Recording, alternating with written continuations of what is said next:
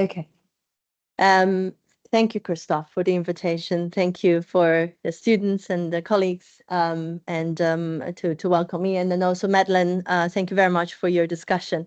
I will be very actively picking up quite a number of both approaches and concepts.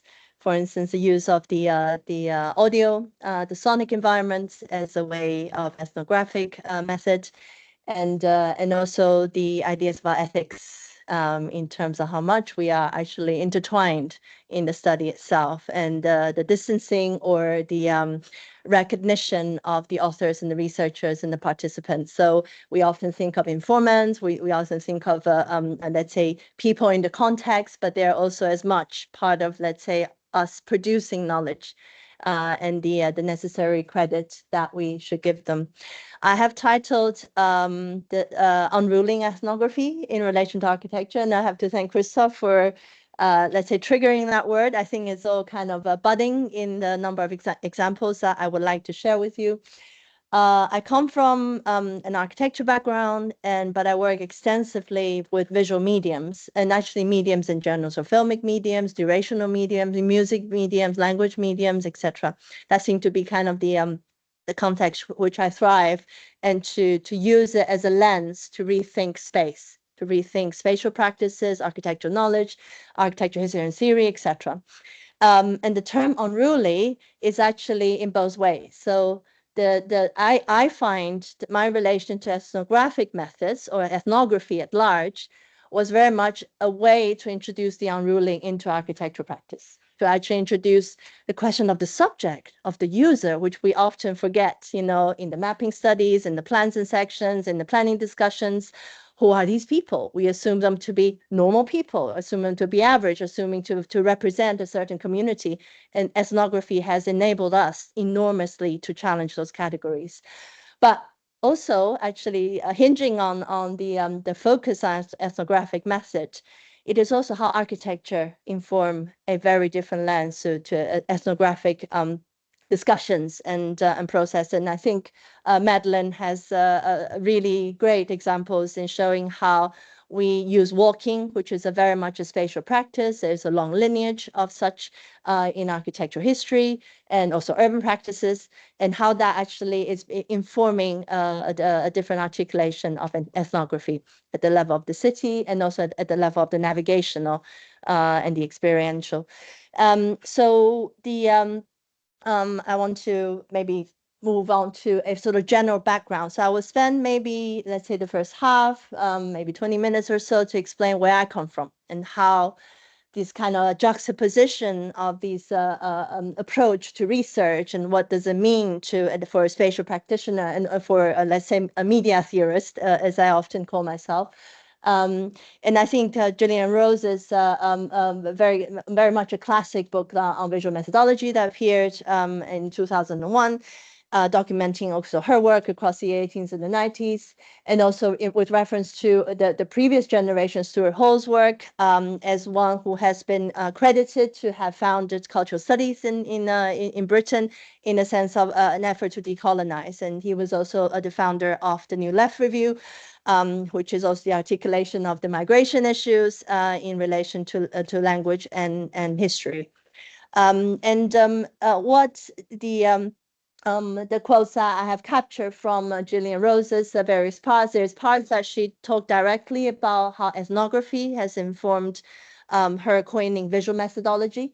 And actually the first quote there, interpreting images is not the discovery of truth. And this is a really, it's like a fundamental, let's say, doubts that we need to cast in terms of what we are seeing, what are the mediums of seeing, and what are the mediums of analysis of the seeing, etc. All these layers are there to be interrogated.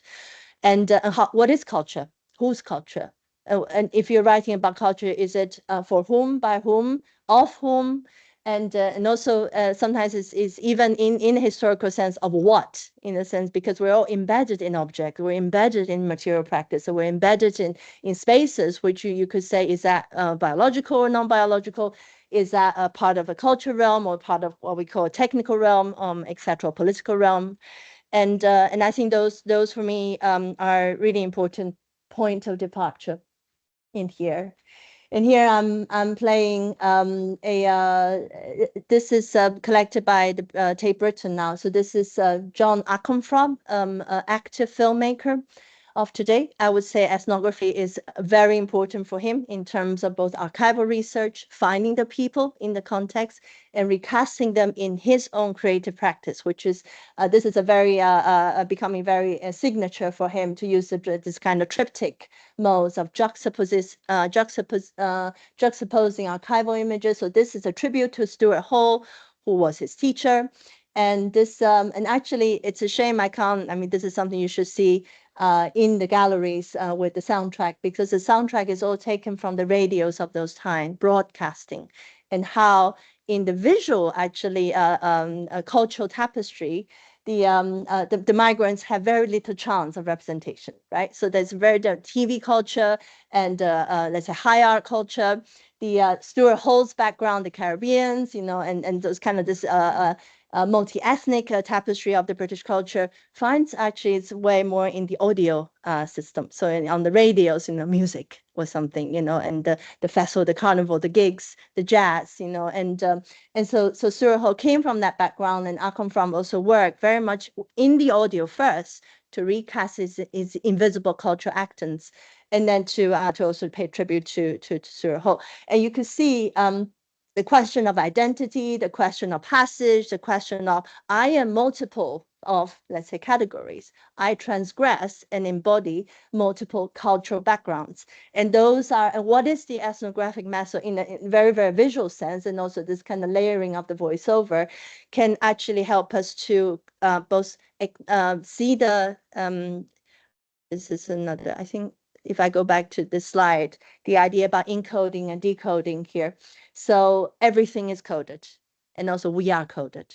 The lens and instruments of gaze is also coded. How can we, and actually that's why I look into a lot of art practice, not so much as an evaluation of the art practice in relation to the artistic mastery or its contribution to knowledge, but more in the way what I see, the artistic practice is what attains the possibility of decoding, because it questions, it throws things into irony, it juxtaposes, it creates confusion, creates obviously display the contradictions, and that those are the kind of the cracks or the gaps that enable us to kind of see beyond the what we call the signifiers and the symbolic system, the semantic of the images and semantic of the words that come with the images, etc. And I will skip that, and you can see that in Akenfrob's actually very much at sharing his journey into this rewriting history is very important for him, and actually it's the missing history, and how ethnographic practice of being in situ, shooting at these kind of footage live, and also recording, and also capturing the layers. So if I go to, there's him speaking, I think. And also him working now beyond this kind of migrant history aspect to actually look into multi-species, environmental issues. And also this is kind of a snapshot of he works at GoPro cameras that's kind of hooked on people, mobile kind of stores and what's circulating social media as another gaze.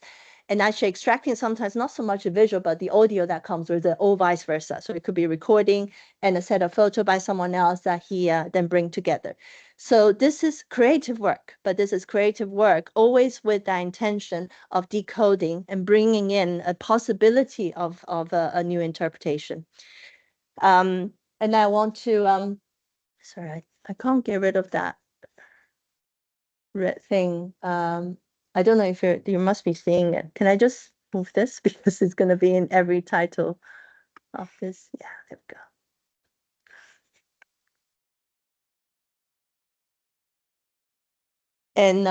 And this is again me referring back to my supervisor, a thinker and also a psychoanalyst, an art historian, a social political theorist. Mark Cousins, and there you can find articles online by him, and this is one that summarizes quite a number of things he's been looking at. For instance, the invention of the subject, so how we actually project this otherness onto, let's say, indigeneity, indigenous community, or even just simply passerbys in the travels that we either relate to, or we find similarities, or we establish absolute differences.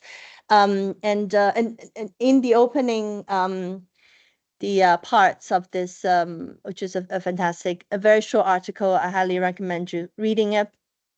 He stated, what is a human being? That's a big question. I'm not going to address that, but I'm going to actually just ask the question of recognition. Do we always recognize ourselves as human beings? And do human beings always recognize, and how do we recognize other human beings as human beings? So is there how do we draw that line? If they do, what are the means of recognition? This is actually absolutely pinpointing a lot of what we call cultural mistakes that we've made, in a sense of and continue to make. And actually at the end of the article, he also poignantly discloses how we thought we can put behind these questions. We don't draw boundaries anymore so easily, even let's say between humans and between what maybe other species that we are cohabiting. And what are these kind of emergence of subcategories, dehumanization in discussions of politics, of violence, of crimes, either the aggressor, and that is being kind of called, it's not human to do these things, or the victims, in a sense that the aggressors coins the victims as not human enough, for them to, let's say, qualify for empathetic relation, or simply, as a site of new knowledge. So the process of dehumanization, then what we call when something that exits ethnographic value, so it's actually of danger, because I think the core driver in the sense, or the core message, is that ethnography applies to all these existence at the boundary of the known. So we are encountering, even in the most domestic of spaces, sometimes you also actually start to open up the person as an ethnographic site, the domains of relation, the domains of feelings as an ethnographic, also subject to possible. And actually this is where transgression of boundary is being most powerfully demonstrated through ethnographic practice. So if you this is kind of setting the ground of where ethnography, anthropology, this idea about studying cultures and peoples across the world, the idea of travelers, the idea about evidence that bring back, is being discussed also. And for instance, this is Karl von Steinen, a 19th century German ethnographer, working with the Bororos, and then he actually started to state the differentiation or the non-differentiation of men and animals, and then actually to start to say, if the Bororos say we are parakeets, what does that mean? And do we have tools to actually unpack that, etc. So I think I will, yeah. And actually, again, this by now we know very alarming correlations of, let's say, drawings by the Bororos. This is also very awkwardly done in the sense. This applies to now as well, when you walk into the context and people are not actually adjusting or understanding what is it that the researcher wants from me, either in terms of verbal response, sometimes it's drawing responses. So on the right is that the researcher in the context of these indigenous villagers and dwellers, and asking them to draw, and they don't, and they're passing along paper, so mediums of the paper and the pen around, and they do draw, but they never draw on a piece of paper before. That's an entirely, let's say, an alien process for them. They took it kind of with certain delight and humor, and they said, oh, you want me to draw on this thing? Okay, and then you're asking me a question, you want me to draw something. So with some effort, the researcher took back some evidence of how they uses pictorial means to kind of represent understanding of themselves, understanding of the world, etc. And they come back and then they make comparisons of children's drawing. And this is all kind of tying to the cultural biases of that time, to say, oh, they are the kind of the primitive minds still developing, and we can map it in relation to how children is also primitive in some ways, and then they can acquire things. and the awareness that to bring still reminders of that is that we are still often at that point that, oh, I'm making sense to someone, and then I'm asking a question, and someone must understand, well, we speak the same language, or at least we know we let's say share the same knowledge. Often at the point of breakdown, we need to start to examine what is it that we're comparing, what is the criteria comparison, or what is the mediums and the filters and the coding that we are applying. Okay. Or we need all these. And this is, again, my interest in the early photography and early cinema. This is Edison's invention. It's called the Black Maria. It's a black box, basically, where the earliest kind of filmmaking could take place. And things are very much staged. So you could see the Buffalo Dance being recorded here. Gosh, you could say this is a fascinating kind of cultural study, to understanding how they dance, and then you could just imagine being them, in the sense that being thrown in the black box, being given this kind of, they probably have to do this about 20 times, which they will never do that. And that they might probably only do that once in their whole entire lifespan and of a particular season and time.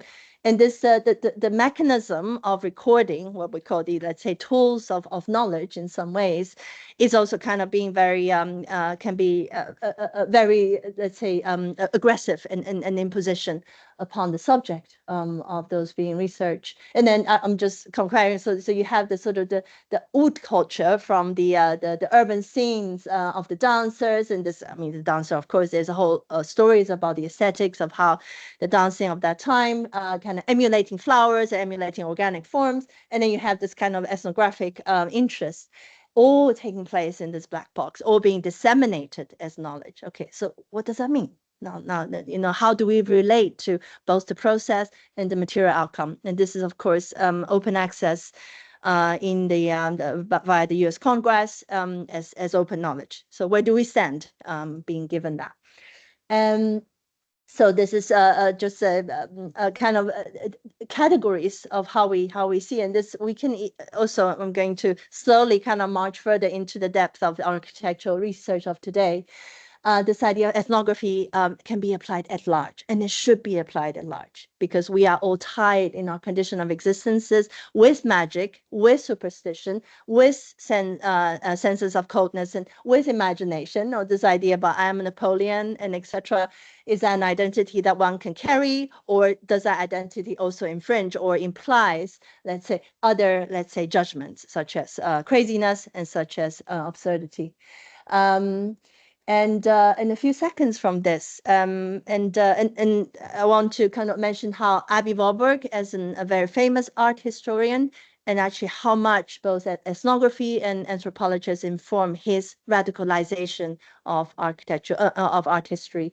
And this is essay film. I'm showing this with two purposes. One is it's just a fantastic visual, and it's both archival, meticulously researched. The narration, the voiceover is a very substantial essay, but it plays in terms of, let's say, creative new images. So there are these mappings in the landscape, which they've taken from historical photograph, but they manipulate, they overlay, they start to try to kind of portray maybe what's missing in the archival photograph, maybe that sense of dryness, maybe that sense of the overheating, that sense of this, the story goes, this the snake ritual in the middle of the desert in the US is actually both ethnographically most interesting of that time in terms of understanding this kind of magic and the rituals, but then at the other time is also highly mediated. It's the most kind of popular of let's say cinematography of that time. You have journalists, you have researchers, you have the kind of the local politicians, coming in and celebrating whatever, or let's say instrumentalizing these studies. And so this so the second purpose of showing this is also an example for the students and also colleagues to say filmic essay, so something that's beyond the written. And this is something I will elaborate much further in terms of academic article. We all want our work to be disseminated in such way, but they are also increasingly multi-nodal, multi-medium way, where the material that you respect more the material of the research rather than flattening out everything into this literal and also academic writing. So this is, again, academic writing in its excellent, because the narrative is something which one can read as a very profound critique and reiteration, reenactment. But and you can see from the title, a kind of world war, which is also a critique of today's relation to the environment and this kind of still undermining magical practices and the understanding of certain misunderstanding of the indigenous worldviews. So as a film, as a medium, throwing it out there as a possibility, and I think probably some of the presenter before has shown this kind of combined medium durational is situated because you can project the films in particular spaces. You can overlaying it onto sites of study, so you juxtapose that again in the Arkham way, and it also has the domain of the audio to actually play off different voices. Again, the voices will come to us in the later part. So here I just want to underpin this kind of in Warburg's time, where's the battle line? Where is the kind of challenge of the coding and the decoding that he's playing? How is he trying to kind of link up this in-depth study of both the mediation of the pagan practice or the remnants of the pagan cosmology in a sort of mechanized term of the popular media, and how can that still inform us how we look at such as classical antiquity and also kind of modern subjects. So of course at that time in the early 20th century, the rational, the irrational was something of a battleground, which again is the Bororo studies has instigated a whole lot of debate. And now we want to show you how Warburg works as a very visual researcher, how he collects drawings, he collects photographs. He make notice of like the background layers in photograph is not just kind of what may be the object in feature or being kind of center place, even sometimes the protagonist and the inhabitants, but then he was looking at the dolls that's hanging on the wall, sometimes very high up, and sometimes kind of in as far as the horizon or the kind of the walking the spatial domain that the inhabitants presents. And actually, this is a reference in establishing through this what I call a very essential for him in provoking this radicalizing of the ethnographic lens in relation to art history. He also took on a great liberty in basically disrupting all the categories and periodization. So he was famous for presenting the Mnemosyne series, where you have these panels of all sorts of different medias, newspaper clippings, hand drawings, a series of photographs that he zoom in and out. So these are all the things that we do, right, all the time, you know, as designers, as architects, as visual practitioners, and actually being able to make conjure a new sense or trace a sense that's behind what may be the predominant or the cloaking sense. So this is the kind of cosmology of the snake from Laocoon to the Lopis. A couple of reference from both anthropology and cultural studies, Clifford Geertz's, and the first quote, it says, I like to read that. So we say of some people that they are transparent to us. So we're assuming we're all humans. We should understand each other. We should be able to study each other with equal clarity. But however, important as regards this observation that one human being can be completely an enigma to another, right? And this could be your neighbor, right? And this could be people who are squarely in the same discipline or squarely speaking the same language.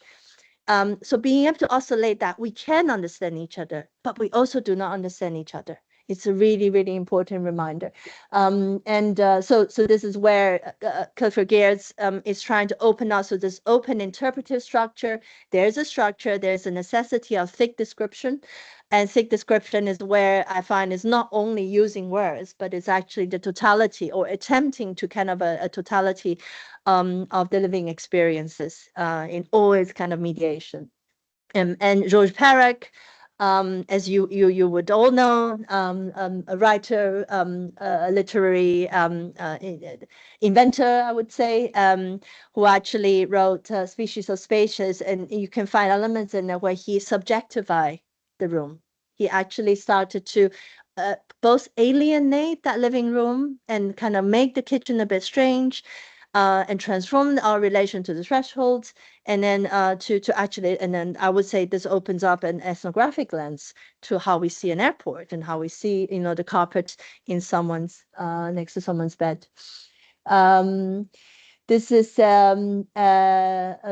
let's say another filmmaker who deals very much about kind of the stranger next door. So this is a profound, I think, a filmic study of the ethnography of the social housing and the demise of it. And this is the trailer or the opening to the documentary, where she inserted different definition of a state. So this is kind of the etymology of a particular term that we use very, very frequently. It's like embedded in the common sense, but it presents such different both meaning in words, but then also she's juxtaposing that with these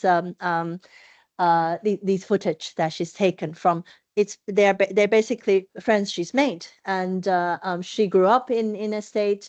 She's filming them as part of them. She's also creating that critical distance to look at how others have looked at them and how they see themselves. So how did this Andrea Luca Zimmerman? It's called A State, a Reverie. And she's part of a collective, Fugitive Images collective, which highly recommend as a sort of a depository of visual methodology in relation to our everyday spaces. Oh yeah, I got a capture here, so you can have a look at how they work. This is a more an artist filmmaker, Isaac Julien. And this is small Western Union small boats. So it crosses between commentary on the migrant situation, the boat people, the boats that we are trying to deny or trying to save, and the people, the floating population that transgress these. I'll jump over that, and just as an example of how one work and this kind of a multi-screen installation, this is a different work from Isaac Julien, who made a documentary about Lina Bo Bardi's work, and more her as a person, how she relates to her spatial creation, also curatorial practice as well. And here you can probably just see on the two kind of female actress that's on stage. They're both Lina Bo Bardi, and he actually deliberately hired two actresses to portray her, as it's almost like kind of separating or confronting the younger or the older, or maybe the difference that's within us. So this is kind of almost autoethnographical in relation to how Lina would think of or relate to herself, and then also her history as a emigre architect, and how she actually became a champion of indigenous culture through her practice. And I'll skip that. This is a post disaster as Pierre Huyghe, a French, less of a filmmaker, more a multimedia artist. And this is again Fukushima, post nuclear power plant meltdown and the tsunami, earthquake tsunami disaster. And he staged a monkey that wears a human mask. This is a capture from simple capture on YouTube, and but you can see glimpses of where there's very close-up shots of this kind of let's say newly humanized let's say inhabitants, different species, and how that the protagonists actually let's say perform and occupy in this kind of the aftermath of a great big disaster. So again, the point here is that ability to create what we call critical fabulation, or the use of fiction in a sort of a performative practice to inform us of what these kind of new relation. And I think this is and I like to using that as a sort of autoethnographical lens, which I think should be further explored in architectural practice. There's a student of mine who wrote an essay based entirely on his biography, but then he of course uses this kind of 3 stages of human life, which is something that's shared. It's a collective spatial memory of hospital, hostel, and hospice.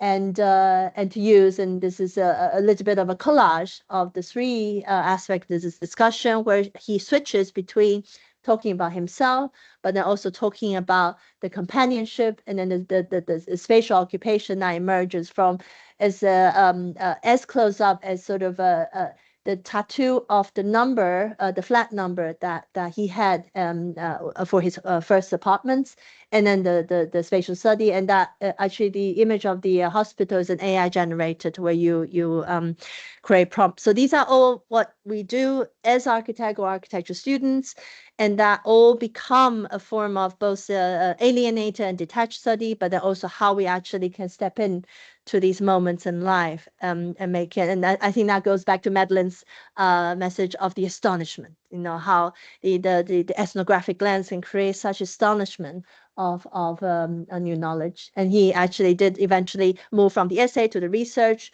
to a performance practice, where he, again, this is the kind of Perak, from the interior of his rented bedroom to basically shifting that out to say, what does it mean if I start to create that horizon where bedrooms is not necessarily in that setting, and the idea of the hospitality. I think that's the larger argument he's making, as so almost inverting the guest and host relation, which so much has predicated our gaze upon ourselves and others.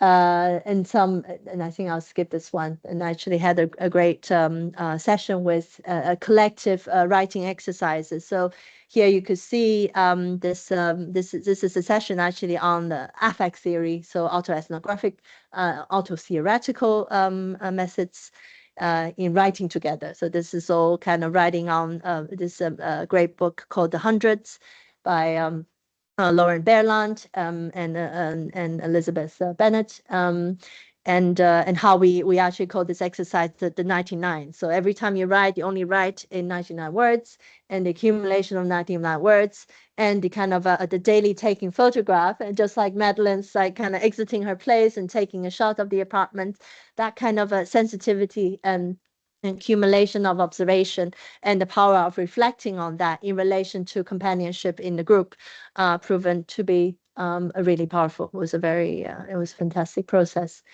Okay, so now entering more the second part, where I kind of, let's say, pulled out some of the recent examples of research practices that has appeared in the Journal of Architecture, where I mainly work now. But they are also exemplary of a, let's say, budding interest and also possibility of both presenting and disseminating these kind of people and cultural, let's say, based work, or diversification of that. So this is where Patricia Green, and you can see from the title, the interest is in the syncretism, which is a possibility of talking about hybridization, talking about the meeting of culture, and in let's say re-understanding or relearning what is the indigenous, and what may be these kind of layers of cultures which the artifact or the spaces actually embody. So the Caribbean, I can show you the images here. So the Caribbean hut, as you know, became a hugely important. Actually, it was called here. This is Semper. This is 19th century. This is where the enormous, powerful empires trying to articulate both coming to term with the modern language of the standardized, let's say, glass components and this new way of building, but then also harking back to the what are the question of origin, questions of archetypes, questions of what architecture is. This is really kind of the academic foundational moments of an sort of architecture history, and a lot of the category we still inherit. So primitive hut, you must know that in that every architecture student will be somehow confronted, but through obviously very different framing what that means. But you never mention that where did that come from? Because it's presented pretty much as an abstract, universal origin a building, a form of building that is the foundation of all architecture. How we kind of see the roof, how we see the kind of the columns, and we have these maybe walls, we have threshold, we have windows, and then they become more and more sophisticated or taking on more and more layers as the culture progress, as the culture develop. So Patricia Green, along with many working in the Creole and this kind of the Caribbean context and also kind of Central and South Americas, critique that. So they said, actually, that came very indigenously from these kind of huts. So you see photographs here. So this is kind of how people live. And travelers, researchers has come, taken photograph, taken it back, without actually making much of an attempt to interpret it in its own situation, but simply extract the architectural form and feed it into a lineage of architectural historical framework.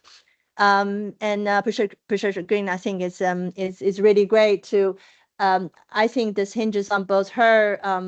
Let's say, I think I showed the final slide where she also goes, let's say, from different periods of time. So from the early photographic records to these kind of mundane structures that people continue to build, which is a mixture of the material that the traditional practice has informed, but somehow maybe borrowing, let's say, new materiality for the roof, and the idea of even like kind of creating a more luxurious or grand versions or decorated version in relation to the kind of makeshift buildings and this kind of repair patchwork.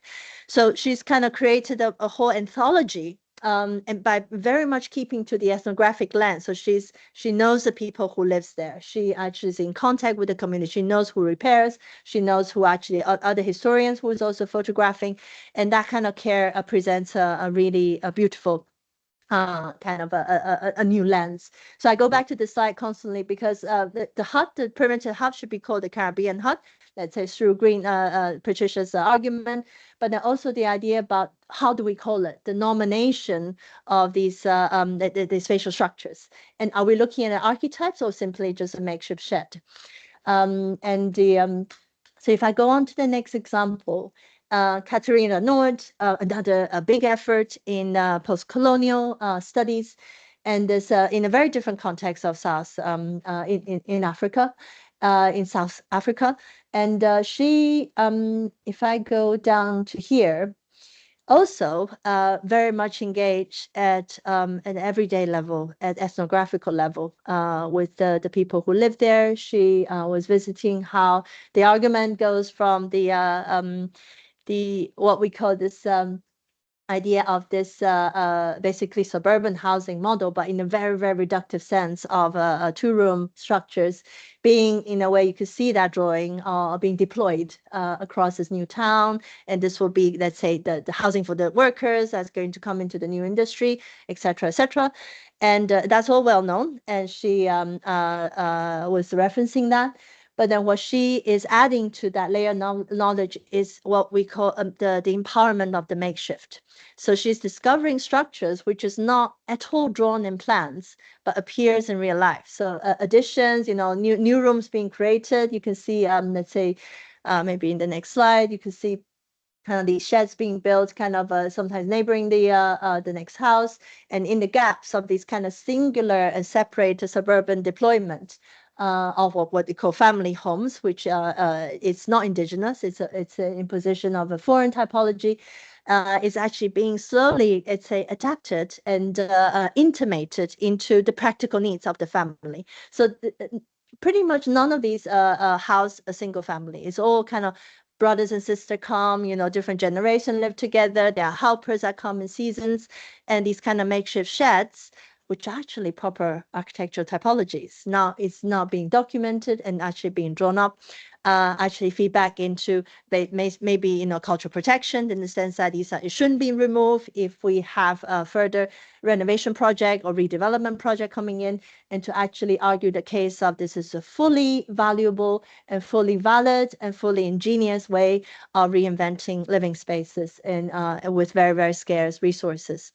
And I want to go back to the contrast. So this is kind of archival, ethnographical. This is Catherine Nord using archival layers, but then adding to it her ethnographical contribution or insights. And then there's Essie Lamberg. In a contrast, this is a page summarizing all the images that Essie Lamberg has made. And he was dealing with the archives. He's dealing with how the foreign aid proper, the Finnish old foreign aid, there's a European foreign aid that's kind of marching into, let's say, presenting both the resources, but then also the ideology of certain urban planning. You could see the Garden City being kind of reinvented and the themes and variations being plotted out. And the critique was about that. And what I find missing in this fantastic article is actually his own photograph from the context, because he obviously is in touch and very much aware of, let's say, the contemporary adaptation, so the modification of these idealized, spaces, which in the current sense has created its own new culture, or this kind of cultural knowledge.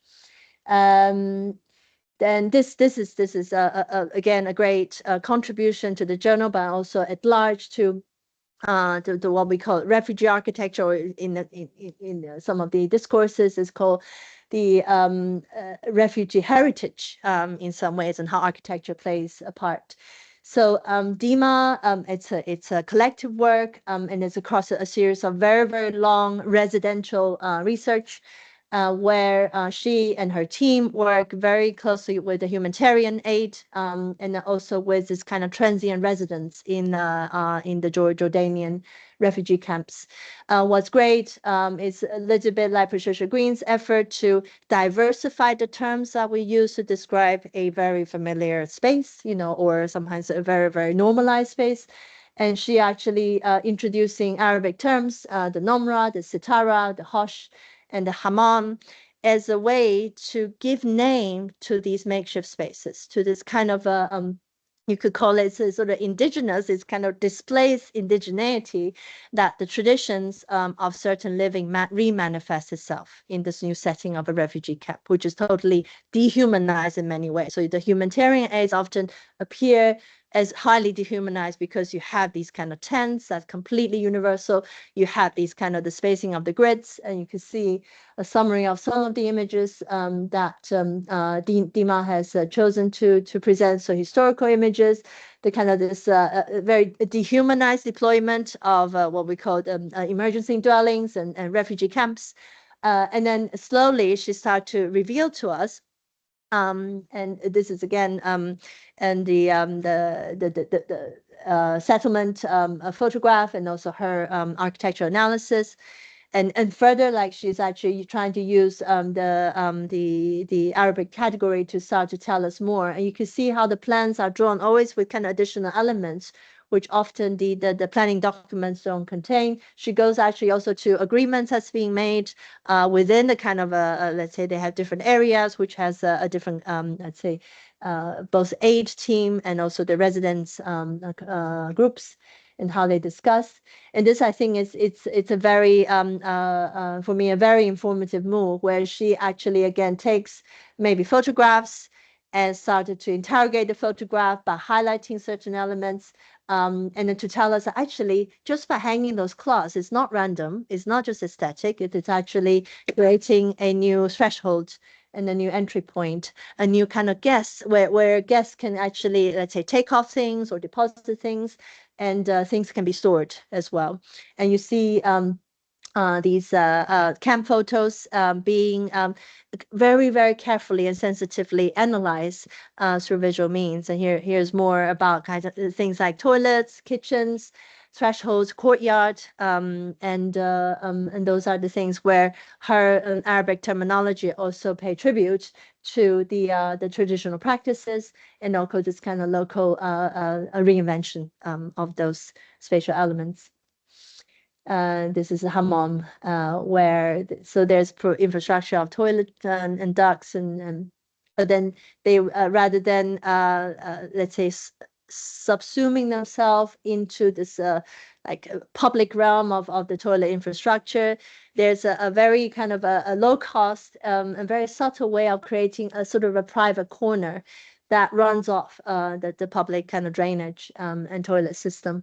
And the this kind of what the DEMA has argued, this is a little assertion of autonomy, which the residents are creating for themselves in the midst of this kind of, because in this phases of living, actually a lot of times people just come in because they feel they could do that, either with the excuse to help or with the excuse to survey from surveillance.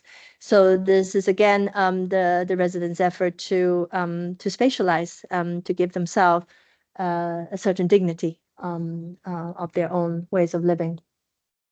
Another, I think, a great example is staff ethnography, which I call it, and this is everywhere in Elena Marco. And this you probably come across because she's won commendations or one of the prizes for RIBA research, and therefore being featured in the Journal of Architecture. And it is all about these kind of superfluous or, or neglected or these kind of undercurrents and subversive material piles that our ways of living has accumulated. So she actually, in a very methodical way, she definitely coins visual ethnography of 6-stage design probe. I'll show you a diagram later, but I just want to show you how she invent, but then with a highly participatory method of how to call this. Oh, this is actually a pile associated with, oh, this is like the kitchen pile, or this is the bedroom pile, or the study pile, or those hidden away or displayed. So it actually could be a pile of things you never use, but you want it to be visible. So such as memorabilia, or those passed down through generations, those associated with cycles of use. You put away your winter clothes or summer clothes, etc. Specific points of life on inhabitants. So this is kind of the material manifestation of our daily living cultures. Maintenance and repairs, and those were archival possessions. So again, these things that might require certain, let's say, let's say, imagine archival system or self-invented archival system for those material possessions. So here is where she very systematically set out the research question and what she calls the visual methods, visual ethnography across 6 stages. And then she actually also outlined the outputs as well. And you can see, I don't want to go into too much detail, but you can see some snapshots of how she works. So for instance, the photograph that's showing there in the middle, so with a kind of a pile of junk. So this is actually taken by her invitation, what she calls auto photography. So she invited someone to regularly take photo of their possession as that kind of either being moved or being cleared or being piled up even more across different periods of their life. It could be a very short period of a season, or it could be across several years, which the research project took place. You could see evidence of this kind of piles of things that's very meaningful at a personal level, but they take up space. And where should they be? And how would architects and the final, let's say, she calls it the participatory design process with architects to actually give them a very clear structure of how to work with stuff in space, and how to articulate a reasoning of designing for or not designing for, or allowing them to float around, but still giving, let's say, the spatial affordance to the stuff in life, just like, let's say, the floating bodies as well. I think that's another how, let's say, a storage cupboard suddenly becomes a guest bedroom is also great to think of. So further, fantastic, I think, visual methodology that she's invented in relation to this what I call stuff and ethnography and sketches. And of course, I think that the most ambitious achievement is to be able to present back to architectural practice a way of dealing with it in their design practice. So how, in what stage of the design one could actually apply these categories, what are the spatial tolerances that her quantifiable research can now inform. So this is a great, and also how in the age where minimum dwellings, this kind of basically developers also applying that to say what is the maximum minimized sense of one affordability debates. this becomes I think a really valuable instrument to say what is actually the valuable space in life that may not be so efficiently calculated. This goes back to me mentioning my earlier interest in the dimension of sound, the dimension of background sound, the dimension of narrative, dimension of voiceover, the dimension of dialogues that might take across different languages. And I think Madeline would be an amazing kind of, she can elaborate on that through her practice as well, sitting in midst in a bus, and then you're just capturing certain words you might recognize, but then you're also capturing a lot of things between words. You're capturing body postures, you're capturing different emotions, you're capturing, let's say, affinities and also kind of certain moments of objections as well. So this is Anna Ulrika Anderson experiencing resonance. And this is where she has taken not only, let's say, sound in a building, right? So this is something which we often in architecture as a sort of an afterthought, it's and either, okay, we just make sure our specification of doors and windows can actually seal the space, or we can basically eliminate this, whatever the sound environment be. Or we actually started to have an articulation and say we can have background noise and what that can be, and what may be the material and the spatial dimension that could mediate that. So this is really great. So it's not just about kind of occupations and also kind of the events that's happening in space, but it also goes deep into the interconnection of ducts, because sound travel both across air, but it also travels through the materiality of the building. And this is where I captured this page just to share with you how she articulates the different layers of her methods, and how she's got the ethnographic layer where she is working with the residents very closely, and to the extent of them trusting her and actually telling her their own sonic relation to both themselves and also neighbors, and also the neighborhood at large. And also kind of the visual evidence. And resonance ethnography is also can be traced with this kind of number of different references, which I wouldn't go into in detail. But this is just to understand that it's not only about sound and sort of literally what we speak or what we hear, but it is also actually the vibration. It's also actually something that very long term will travel long distance. It's called the material sound, the material resonance. We hear the walls, and I think Barry Blasser and Linda Rose Salter, there's a number of publications that they've made, which can be very informative for those of you wanting to adapt from this. So this is going back to the Oslo Flats, this idea about multi-story blocks, this idea about, so these are, let's say, reference photos to situate the block in the city. It's not just one block, it's several.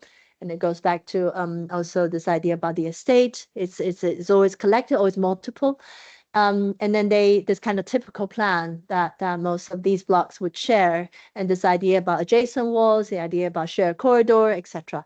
And these are two stories that Ulrika has shared. So one is a story of a resident higher up in the block, actually noticing teenager in the courtyard. So it's actually several stories down.